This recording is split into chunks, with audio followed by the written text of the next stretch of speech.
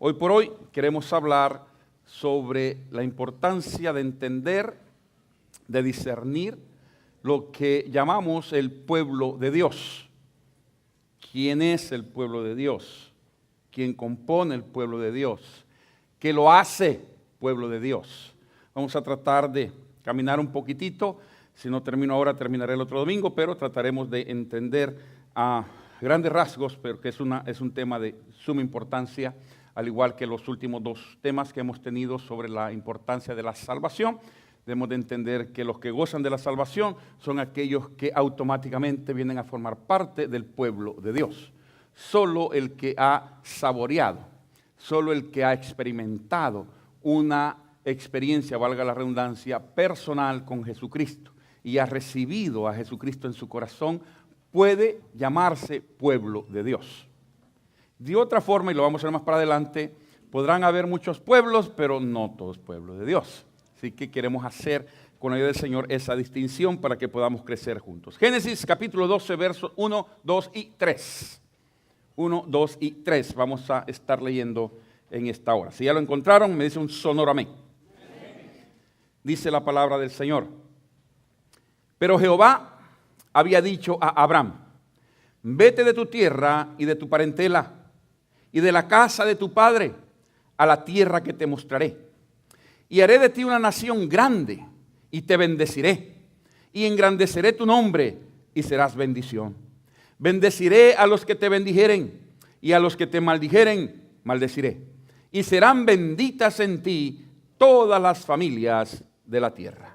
Padre, pedimos en el nombre de Jesús sabiduría de lo alto para hablar lo que tú quieres que hablemos, para escuchar lo que tú quieres que escuchemos. Señor, que la sangre de Cristo nos limpie de todo pecado y podamos ser dignos transmisores de tu palabra, de tu voluntad y dignos oidores de la misma.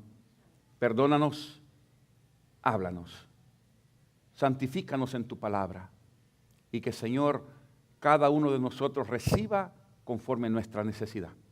Te lo pedimos en acción de gracias por Cristo nuestro Señor. Amén y amén. Pueden sentarse, mis amados. Aunque este es un tema más viejo que el mango con chile, es al mismo tiempo refrescante, porque por más mango con chile que usted coma, siempre quiere más. Así es la palabra del Señor. Entre más uno la saborea, más uno quiere, porque la palabra tiene ese efecto en nosotros de darnos hambre espiritual, sed espiritual. Y cuando hablamos de este tema de lo que es el pueblo de Dios, indiscutiblemente que aquellos que ya tenemos algunas lunas y algunos soles caminando con el Señor, siempre pensamos en la división que hay entre lo que es el pueblo de Israel y lo que es la iglesia de Jesucristo. Yo creo que por beneficio de todos valdrá la pena hacer un pequeño recuento de ambas situaciones, de ambos pueblos. Génesis 1 a Génesis 7, 8 nos narra la creación de Dios. Dios comienza todo de la nada. Dios es el creador de los cielos, de la tierra y de cuanta cosa existe y vive. Aunque los evolucionistas crean otra cosa, me vale un cacahuate. La Biblia dice que Dios es el creador de todas las cosas y es lo que nosotros creemos, que Dios es el creador de todas las cosas. Pero de todos esos capítulos, usted recordará por lo menos hasta el capítulo 7, usted va leyendo y va entendiendo que Dios se da a conocer a su creación, a toda su creación.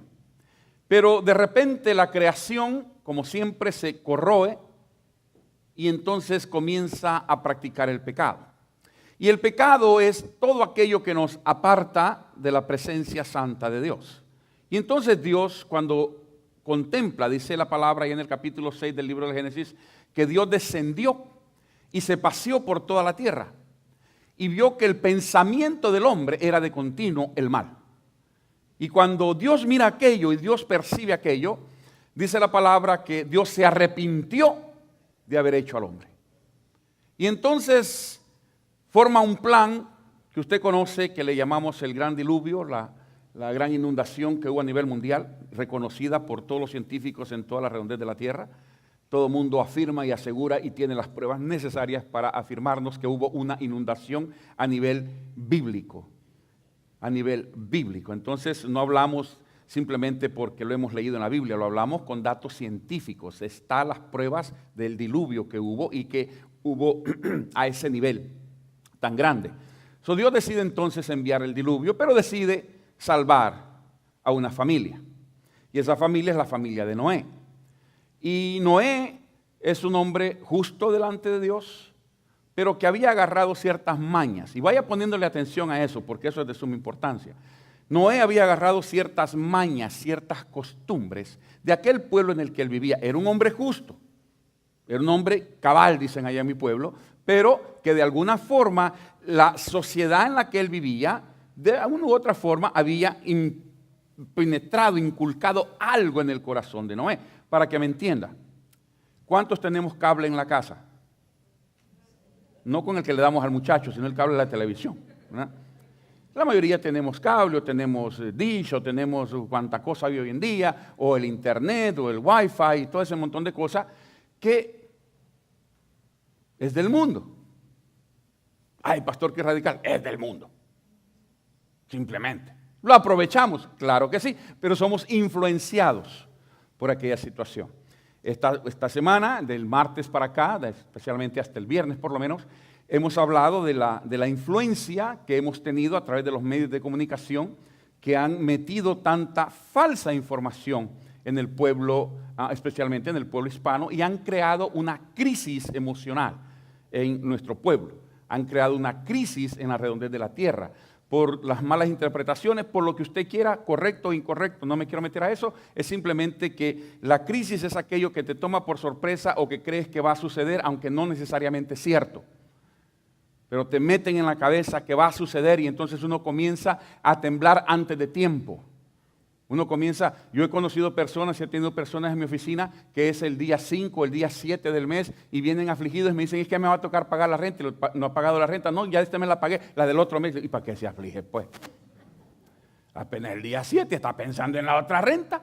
O sea, habemos personas que vivimos en esa zozobra constante, en esa crisis constante de lo que va a suceder. Dios decide agarrar a Noé aún con toda esa influencia y lo salva junto con su familia.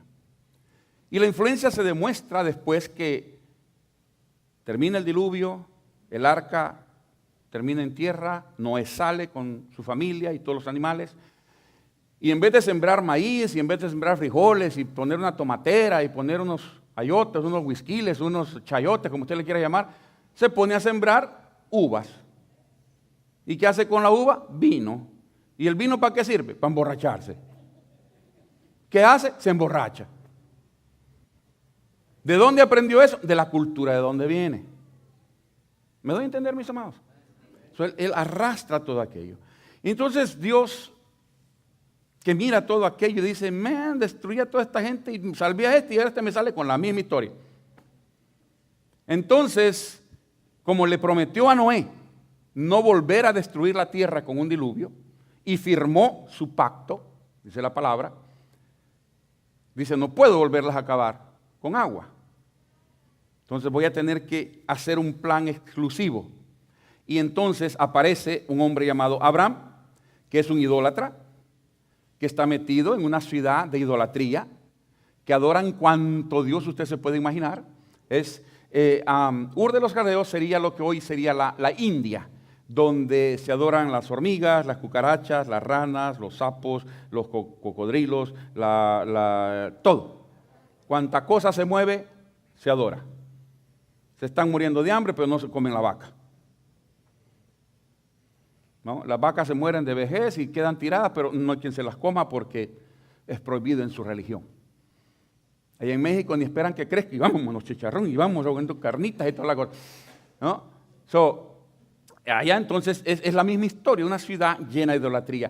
Lo que comprueba, lo que demuestra, lo que luego Pablo confirma, que lo más vil del mundo es lo que Dios busca.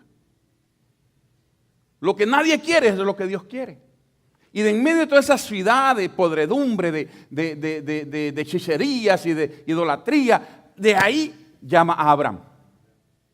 Y busca a Abraham. Isaac. ¿Qué tenía Abraham? Yo no lo sé. Porque la Biblia no lo dice.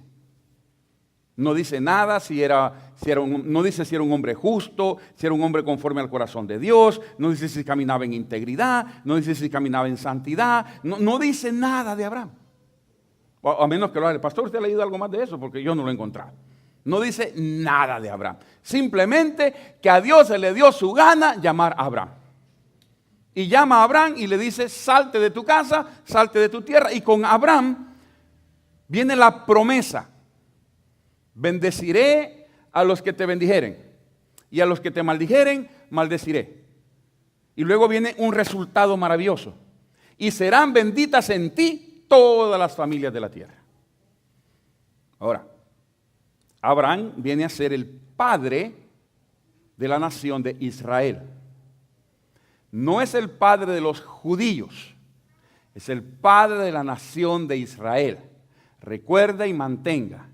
El israelita es la nacionalidad. El judaísmo es su religión. ¿Me doy a entender? No podemos decir, él es judío de nacionalidad. No. Porque yo puedo ser judío si me convierto al judaísmo. Entonces vengo a ser judío. Pero no soy israelita.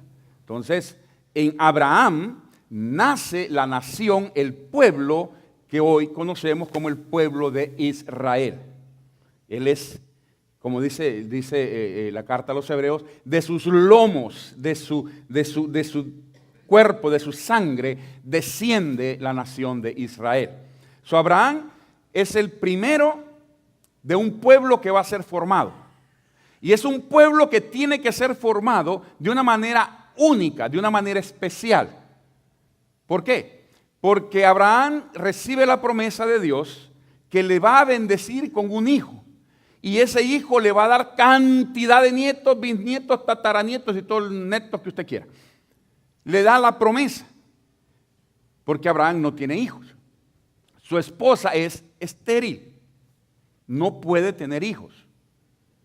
Y para una mujer en aquellos entonces era una maldición el no poder procrear un hijo. So, Abraham se siente que está bajo cierta maldición. ¿Por qué cree usted que Dios le dice bendeciré a los que te bendijeren? Porque Abraham trae una maldición de por sí a través de su esposa que no le puede dar un hijo. No sé si me estoy dando a entender, hermanos. Los veo como que, what? ¿No? So, Abraham entonces toma aquella bendición y comienza a caminar de una forma distinta a lo que había caminado durante toda su vida. Porque lo he dicho cantidad de veces y lo seguiré diciendo mientras Dios me dé vida. Nadie sigue siendo el mismo después de un encuentro con Dios. No. Todos somos cambiados por la presencia de Dios en nuestra vida. So, Abraham tiene ese encuentro.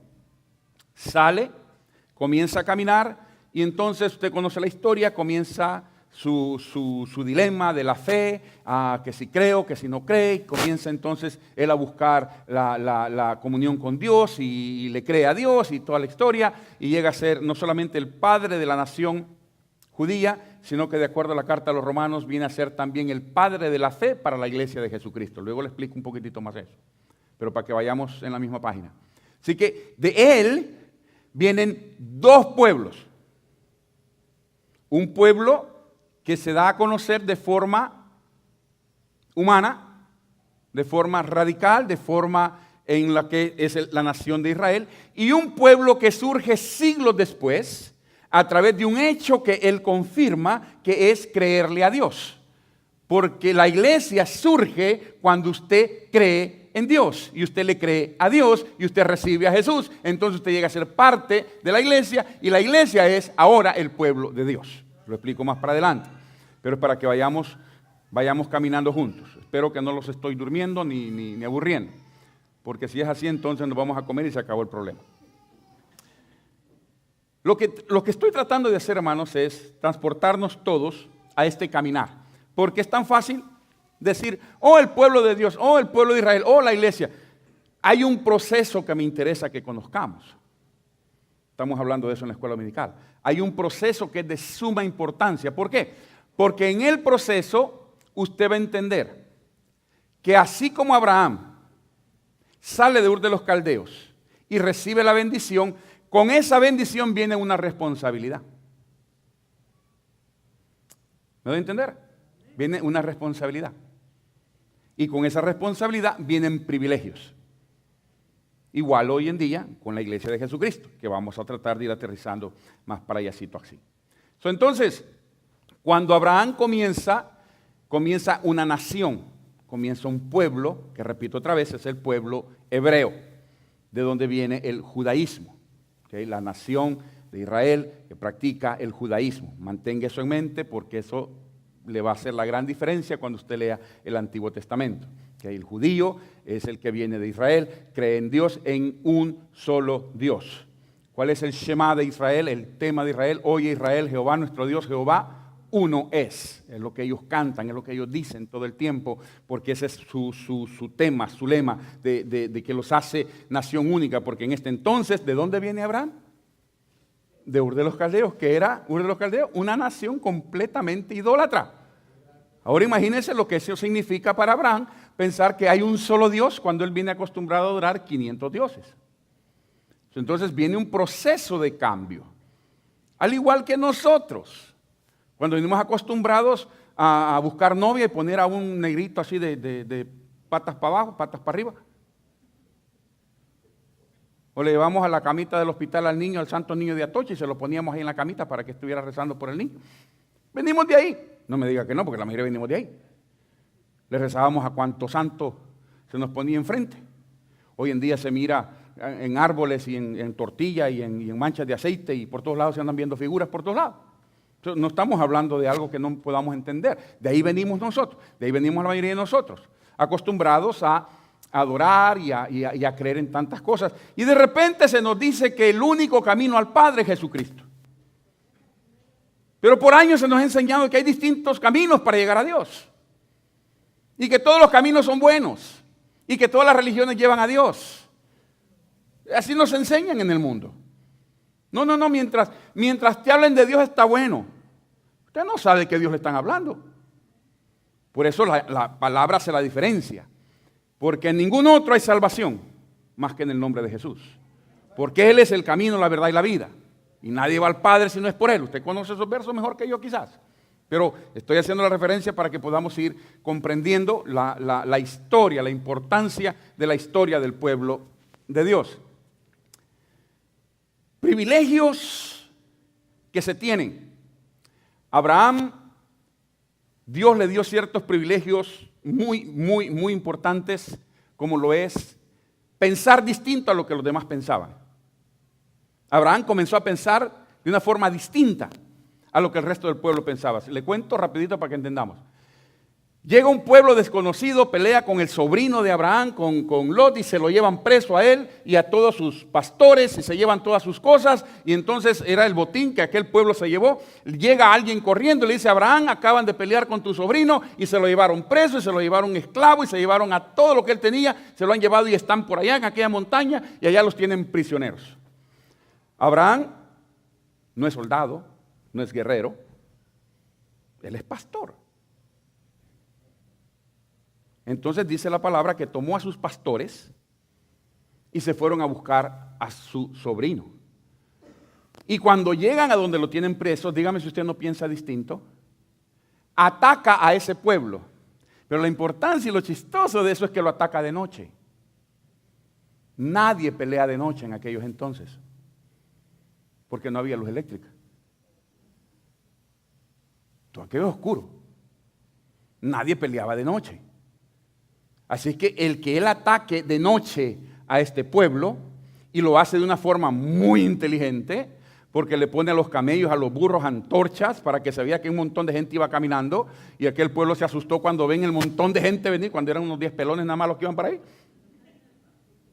Pero como los toma por sorpresa de noche, porque de noche lo que hacían los ejércitos era emborracharse y celebrar la victoria que habían tenido en el día. Así que todos no están crudos, están borrachos. Estos no llegaron a la prudencia porque se los echaron ahí mismo. Entonces Abraham llega a los ataques. ¿Por qué? Porque piensa de una forma distinta. De una forma distinta. Lo mismo sucede para nosotros hoy en día espiritualmente hablando. El mundo espera que estemos en pánico y que estemos cuando nosotros hemos entendido que si estamos en Cristo, la mente de Cristo debemos de tener. Y nos sentimos tranquilos, nos sentimos en paz. ¿Por qué? Porque la presencia del Señor está con nosotros. No hay problema, ¿no? Pero vamos a llegar a eso, si es que me lo permite el tiempo. Los privilegios que tiene Abraham, que lo hace una gran nación, lo enriquece, le da riquezas increíbles. Ahora, no porque le dio riquezas, no quiere decir que él no pasó hambre. Abusados con eso. ¿Sabe por qué? Porque dice la Escritura que hay un hambre para todos lados. Y él tuvo que ir a pedir comida a Egipto. ¿Se acuerdan de esa porción? Y antes de entrar a Egipto, le pasó lo que nos ha pasado a muchos de nosotros. Todos los varones machos masculinos que estamos aquí. Le pasó lo que nos ha pasado a muchos de nosotros. Antes de entrar a Egipto, vio que los egipcios eran grandotes, pelones, pero bien dados. Y se pintaban y se miraban bien bonitos. Y cuando él vio todo aquello, volteó a ver a Sara, su mujer, y le dice: vieja, hoy me doy cuenta que está bien chula. ¿Verdad? Es lo que le dice. Dice la palabra que la volteó a ver y se le quedó viendo y dijo: wow, está guapa la vieja esta. Y si entro con ella y estos locos saben que es mi esposa, me matan por quedarse con ella. ¿Se acuerda de esa porción? No me la estoy inventando, usted la ha leído. Y entonces entran, y cuando entran, el primero que vio a la mujer de Abraham, ¿quién fue? El faraón. Dígame si no era preciosa la vieja esa. Estaba bonita. Y la vio y entonces mandó a preguntar: ¿de quién es aquella? Entonces vinieron y Abraham dijo: es mi hermana. Oh, que le iban a volar la cabeza. ¿No? Dijo: es mi hermana, para que no lo mataran. Y entonces Faraón dijo: ¡cuñado! Es invención mía, ¿eh? ¡Cuñado! Entonces le mandó cabras, le mandó ovejas, le mandó vacas, le dio una casa, le puso un rancho cerca de la playa, todo lo que usted quiera. Pero se trajo a Sara a su harén, ¿no? Pero como Dios está en control de todo, cuando Sara está en el harén de Faraón, antes de que Faraón se acueste con ella, Dios le habla en sueños a Faraón y le dice: si tocas a esa mujer, usted se imagina. Y Faraón se despierta y dice: ¿qué pasó? Manda a llamar a Abraham y le dice: ¿por qué me mentiste? ¿Por qué me dijiste que era tu hermana cuando es tu mujer? No, le dije que es mi media hermana. Y si era su media hermana. Pero la media hermana se la había llevado, ¿eh? Le dijo Faraón: ¿te imaginas si yo me acuesto con ella? La vileza que yo hubiera cometido. Y lo que Dios me hubiera hecho a mí y a ti. Porque por tu culpa iba a cometer esa vileza. Y entonces lo bendice de tal forma que entró con nada y salió con un montón de cosas. Esa es la bendición. Bendeciré a los que te bendijeren. Sale cargado Abraham con animales y con esclavos y con todo, y con su mujer. ¿No? Abraham recibe esos privilegios. Abraham recibe esa bendición. Abraham recibe esa dirección del Señor. Y luego en todo el Antiguo Testamento usted ve los privilegios que el pueblo de Dios tiene. Cuando en Jeremías 33:3 Él le dice al pueblo: clama a mí y yo te responderé. Hermano, ¿qué pueblo tiene esa bendición? ¿Qué pueblo en aquel entonces podía decir: yo le clamo a mi Dios, y mi Dios no es un Dios de palo, ni un Dios de acera, ni un Dios que no se mueve? Mi Dios es un Dios que vive, que me escucha, que se mueve, que bendice, que toca, que habla, que oye. Y Él dice: clama a mí y yo te voy a responder. Y no solo te voy a responder, te voy a enseñar cosas que tú ni tan siquiera te imaginas. Te voy a enseñar cosas maravillosas después que tú clamas a mí. Es el privilegio del pueblo, tener un Dios a quien le pueden clamar y un Dios que puede responderles. Hay privilegios de ser parte del pueblo de Dios. Hay un tremendo privilegio. Pero luego, con el correr de los años, usted me va a ir siguiendo acá, llega el tiempo de que se tiene que cumplir las profecías de la venida del Mesías, de Jesucristo. Cuando el Mesías llega, comienza una nueva etapa en la historia del ser humano. Pónganme atención que vamos a terminar. Nomás recojo la ofrenda otra vez y terminamos. Llega la nueva etapa. Con Cristo comienza un nuevo pueblo. El pueblo anterior se mantenía por una ley que Dios les había dado, que lo hacía distinto a cualquier otro pueblo. Los pueblos de antes no tenían leyes, ellos sí tenían ley. Usted sabe que Dios es tan cuidadoso, y ustedes que han estado los miércoles con nosotros se recordarán, que Dios es tan cuidadoso con las leyes que les dice hasta cómo ir al baño. ¿Cómo ir al baño? Y lo que deben de hacer después de que van al baño. No lo digo yo, ahí está en la palabra. Todo se los dice Dios. Así tienen que hacer, así deben de hacer, así tienen que caminar, así tienen que vivir, así se tienen que comportar. Ese es el tipo de casa que yo quiero, ese es el tipo de templo que yo quiero. Él les da la descripción, Él les dice todo como Él quiere. Yo no quiero un templo como cualquiera, el de Baal o el de Astarot. Yo quiero un templo único, distinto al de todos los demás, porque yo soy un Dios distinto a todos los demás. Porque ustedes son un pueblo distinto a cualquier otro pueblo. ¿Me están siguiendo, hermanos? Y esa es la diferencia. Cuando Cristo viene a un pueblo que se ha olvidado de muchas cosas, pero Cristo viene con la mentalidad y con el ministerio de reemplazar un pueblo por otro pueblo que va a seguir siendo bendecido y que seguirá siendo de bendición. Porque esa es la iglesia de Jesucristo. El pueblo de Israel, ¿qué hizo Israel para merecer ser llamado pueblo de Dios? Nada. Nada. ¿Qué hizo Abraham para que Dios lo llamara? Nada. ¿Por qué lo llamó? Porque a él le dio la gana. ¿Por qué lo apartó? Porque él quiso. ¿Qué vio en Abraham? No lo sé. ¿Qué vio en el pastor Colón? No lo sé, porque yo no lo escojo. ¿Qué vio en mí? Tampoco lo sé, porque ni yo mismo me hubiera escogido a mí mismo. ¿Qué vio en usted? Ahí la dejamos por paz de Jerusalén. ¿Qué vio en aquello? No lo sabemos, hermanos. Pero Cristo vino, y Él lo dice tan clarito cuando dice, yo he venido a buscar y a salvar lo que se había perdido.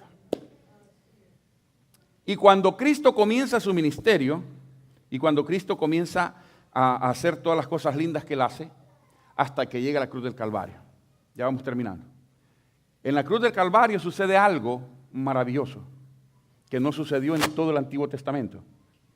En la cruz del Calvario se compra, se redime a la raza humana. Esa es la transición más grande que ha existido en toda la historia del ser humano.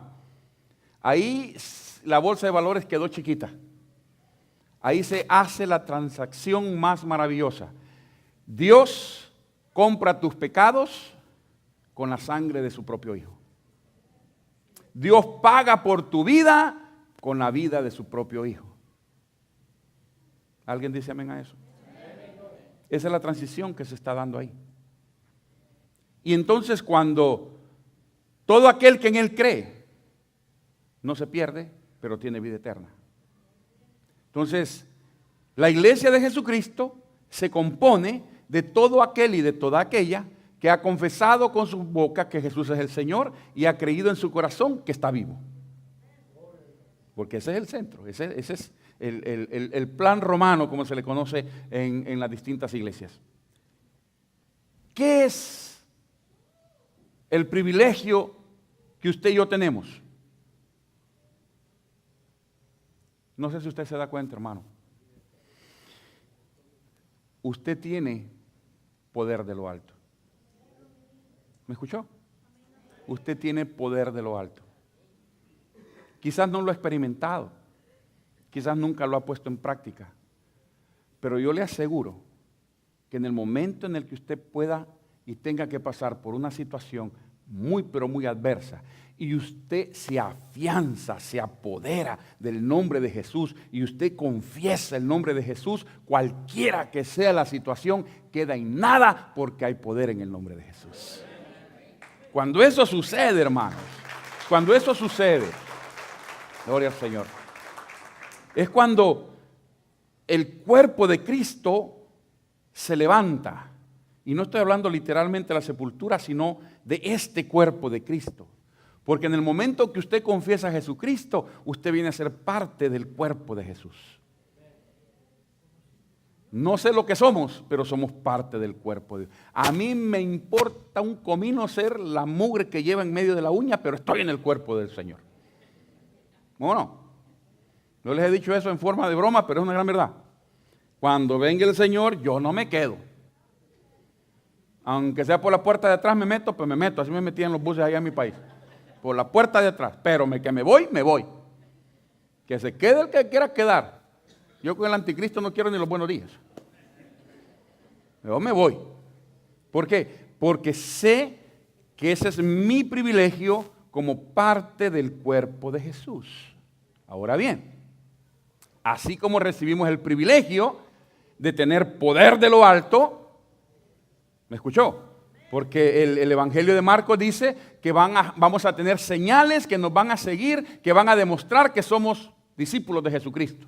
En nuestro nombre sanarán los enfermos. Perdón, en el nombre del Señor, pero en nuestro ministerio sanarán los enfermos. ¿No dice así la palabra? También la palabra dice que aún podremos tomar cosas mortíferas y no nos hará daño. Yo les he contado de este compañero, perdonen que haga una paréntesis, de este compañero que tuve en Fuller. Él fue misionero en unos pueblos en Mozambique, allá en África, unos pueblos olvidados por la raza humana, pueblos llenos de brujos, todo ese tipo que invocan los animales y ese tipo de cosas. Y él llegó de misionero allá, nos comentaba, y en cierta ocasión ya tenía un grupito de personas que había conquistado para el Señor, y ese día iban a celebrar la cena del Señor, la comunión, y entonces él les está enseñando a todos ellos lo que es el pan, lo que es la copita del jugo de la vid, que representa el cuerpo, la sangre del Señor. Pero él había recibido cantidad de amenazas de los brujos que lo iban a matar si no se iba de ese pueblo, que lo iban a hacer pedacitos, que lo iban a desaparecer, que iban a encontrar dedos por todos lados, pelos por todos lados, su cuerpo repartido por todos lados. Esas eran las amenazas que él recibía. Y esa vez que él está por celebrar la cena del Señor, les está explicando a ellos. Y dice que agarraron y le llevaron el pan, recién horneadito, rico, dice que olía sabroso aquel pan, recién horneadito y todo. Y agarra el pan y lo vio todo normal y lo levantó. Y le dio gracias a Dios por ese pedazo de pan que representaba el cuerpo de Cristo, que lo santificara para que sus cuerpos fueran santificados. Y cuando agarró el pan, hermanos, y lo abre, aquello burbujeaba de gusanos. Y nadie los había visto. Nadie los vio. Y lo acababan de traer del horno. Entonces, ¿qué te dice eso? Dios nos protege. Si Dios está con nosotros, mire, si le sirven de comer, dice Pablo, coma. No pregunte de dónde viene. ¿Y quién cocinó? Ay, pero ella no es creyente. ¿Qué te importa? Trague. Dice Pablo, no preguntes. Ora, santifícalo y come.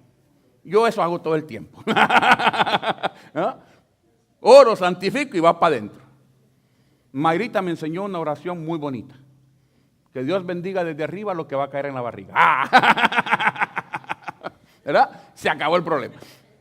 Eso es lo que Marcos dice, que Dios nos va a proteger, que Dios va a estar con... Son nuestros privilegios por ser pueblo de Dios, la protección divina sobre nosotros. Sí, vamos a cruzar cosas, vamos a pasar mares, pero que no te quepa duda que si Cristo está en tu corazón, vas a llegar al otro lado. Eso, que no te quepa duda. Ahora, déjeme terminar con las responsabilidades. A veces no nos gusta mucho eso. Qué lindo ser un cuerpo del Señor. Yo pido, yo clamo, yo recibo. Dios me bendice, Dios me dirige, Dios me sana, Dios me salva, Dios me cuida. ¿Y tú qué estás haciendo? Dice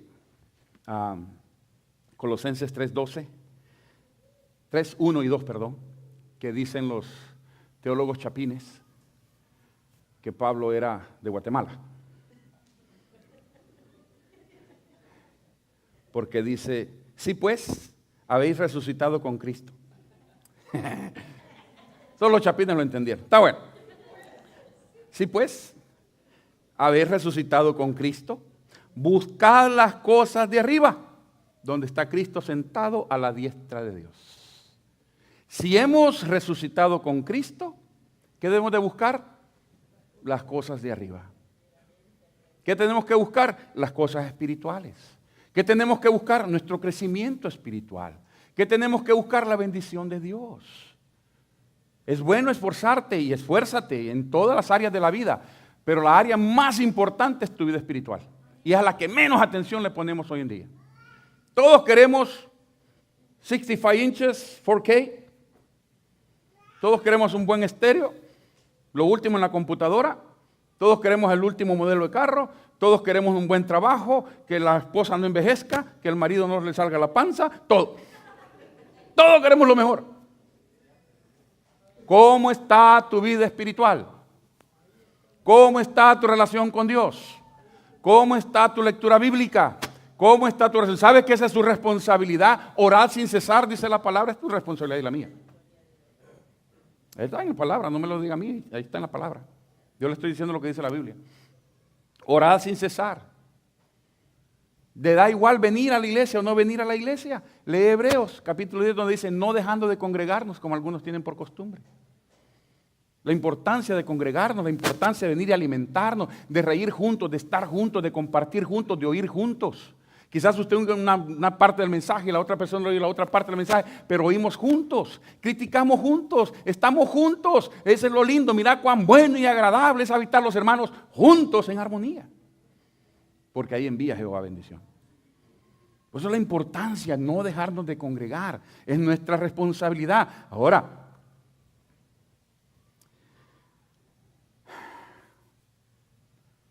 esto es algo, hermanos, que siempre tengo miedo en decirlo y lo digo con temor y temblor. Yo no sé si usted tendrá algún malentendido en la iglesia, si usted tendrá alguna mala amistad en la iglesia, si usted tendrá alguien que no mucho le cae, comenzando conmigo. Yo no sé, ni quiero saber. Le regalo este verso, Romanos 12, 18. Si es posible, en cuanto dependa de vosotros, estad en paz con todos los hombres. Si es posible, si depende de tu corazón, está en paz con todos los hombres. No le eche la culpa a Dios. Dios no pone odio en tu corazón. Dios no pone enemistad en tu corazón. Dios pone amor en tu corazón. Dios pone hermandad en tu corazón. Si es posible, en cuanto dependa de ti, dice la palabra, está en paz con todos. Tesalonicenses dice, miren por favor que nadie le pague a otro mal por mal, antes procurar lo bueno uno para con todos. Hermano, pagarle mal a alguien que te ha hecho mal es la cosa más fácil del mundo. Pagarle bien a alguien que te ha hecho mal, eso es de cristianos bien parados en el Señor. Eso es de hombres y mujeres de fe. Bendecir al que te maldice, sonreírle al que te odia, decirle a aquel que no te puede ni ver ni en pintura, que Dios te bendiga. Usted no sabe el efecto que eso puede tener en una persona. Tan sencillo, en cuanto dependa de vosotros. Y termino. Ya la tercera vez que digo, que termino, entonces sí termino. Tenemos la responsabilidad, como pueblo de Dios, de suplir para las necesidades de la casa de Dios. Alguien diga aleluya. Pero, nuestra primera responsabilidad es proveer para nuestra casa. Le leo 1 Timoteo 5:8. Porque si alguno no provee para los suyos, y mayormente para los de su casa, ha negado la fe y es peor que un incrédulo. Si yo soy un hijo de Dios, si yo soy el sacerdote de mi casa, si yo soy cabeza de mi casa, yo soy el responsable de proveer para mi casa. Y si yo no proveo para mi casa, pero puedo hacer otras cosas con el dinero que no es mío, sino que es de mi familia, entonces soy peor que un incrédulo, dice la palabra. No lo dije yo, lo dijo el apóstol Pablo. Pero si yo proveo para los míos, y cuando digo proveer no necesariamente también son los frijoles y el café y el azúcar, sino el cuidado, la responsabilidad, el compartir y el cuidar el territorio que Dios te ha dado. Eso por sobre todas las cosas. ¿Quién es el pueblo de Dios? El que confiesa que Dios es Dios, el que confiesa que Jesucristo es Dios, el que le abre su corazón a Dios y el que mantiene una relación con Cristo cumpliendo con la ley del Espíritu que pone en nuestro corazón. Y la última ley que le comparto es: trata a los demás como quieres que los demás te traten a ti. Porque eso es lo que Cristo enseña y eso es lo que la iglesia debe de practicar. Cierra sus ojos, por favor. Me he quedado con mucho, pero déjeme concluir aquí. La iglesia no es perfecta, Cristo es perfecto. La iglesia no es santa, Cristo es el santo. Y porque Él es santo, santifica nuestra vida con su presencia. Para ser pueblo de Dios, no tienes que comprar ni que vender. Para ser pueblo de Dios, tienes que creer. Creyendo en Jesús, aceptando a Jesús, es como Dios te levanta y te hace parte de la familia que Él ha comprado con la sangre de su Hijo. Si nunca has tenido ese privilegio de confesar a Jesús como tu Señor, como tu Salvador, si nunca lo has invitado a venir a tu corazón, si nunca te has sentido parte del pueblo de Dios, hoy es un buen día para hacerlo. Hoy Cristo puede venir a tu corazón. Y dice la palabra: y a todos los que le recibieron, a los que creen en su nombre, les ha dado la potestad de ser hechos hijos de Dios. Recíbelo, recibe su potestad, recibe perdón, recibe un nombre que es sobre todo nombre. Y el Espíritu Santo mismo te dará y te confirmará la verdad del Evangelio en tu corazón. ¿Habrá alguien con nosotros este día que nunca antes lo ha hecho? Quisieras hacerlo ahora y nos permites orar contigo y por ti y mostrarte aún más allá lo que Cristo ha preparado para tu vida, lo que Dios quiere hacer en tu vida, si tan solo abres tu corazón y lo invitas a ser el Señor y el Salvador de tu vida. Si esa persona es usted, si esa persona eres tú, no te vayas de este lugar con tu corazón vacío.